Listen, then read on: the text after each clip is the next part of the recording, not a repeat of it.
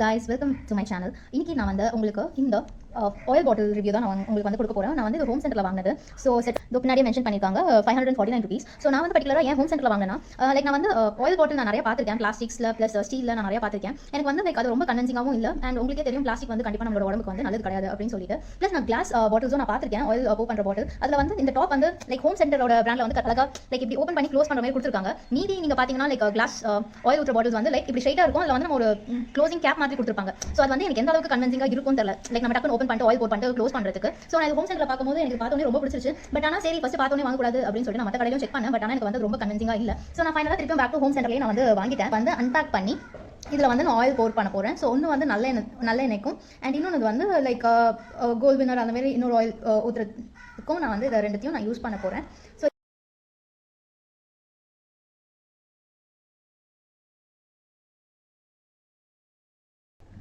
So இதை வந்து fill பண்ணியாச்சு.